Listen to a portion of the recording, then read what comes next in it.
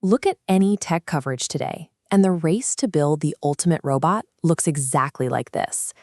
Companies are pouring billions into creating bipedal, human-sized metalworkers designed to navigate our warehouses and eventually our homes.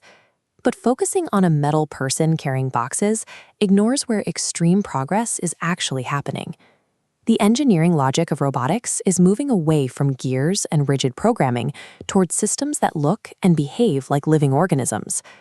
Over the last few weeks, researchers have demonstrated new systems built out of living biological cells, folded strands of DNA, and intentional chaos.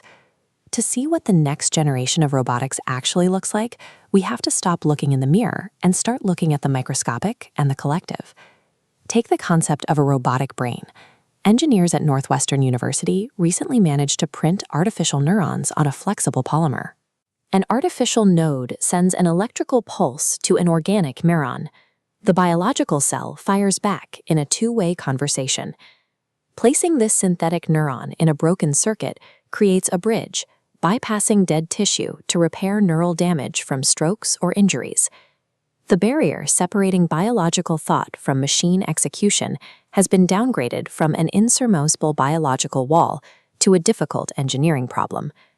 While the brain is being integrated, the physical body of the robot is shrinking down to the molecular level through a process called DNA origami. Researchers are taking advantage of how DNA naturally binds to itself.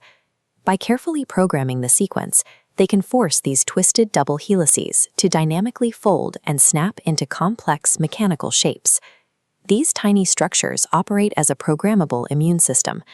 You can instruct a DNA robot to navigate your bloodstream, recognize specific viral signatures, and physically attack them. Or you can load them with chemotherapy drugs that remain securely locked inside the structure until they touch a specific cancer cell, delivering a targeted strike without damaging surrounding tissue. Robotics used to be constrained to manipulating the outside environment. Now it navigates and defends our internal biology. Zooming all the way out to the macro scale, we hit a different problem: how a massive swarm of robots makes decisions. The logical assumption is that if you take thousands of machines and give them perfect, highly optimized routing instructions, they will complete a task faster. This diagram shows agents calculating the perfect route. They compete for the identical path, resulting in a clumped, frozen traffic jam.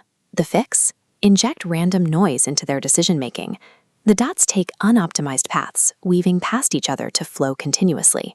When you scale up to massive multi-agent systems, rigid perfection fails. The most efficient way to run a swarm is to deliberately introduce a little chaos.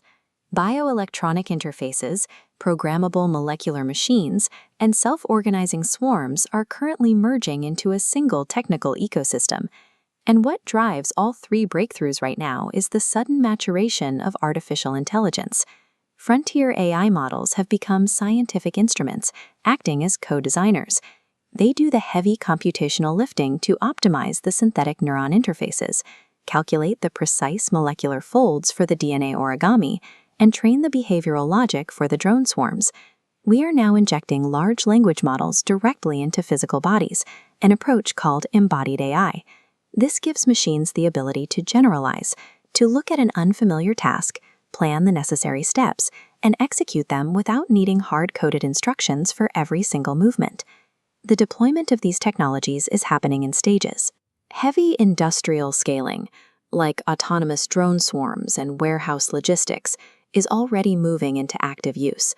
But consumer applications, especially medical uses like the bioelectronic implants or targeted DNA treatments, are still 5 to 10 years away from mass market reality. That timeline gives us a short window to address the ethical weight of these tools.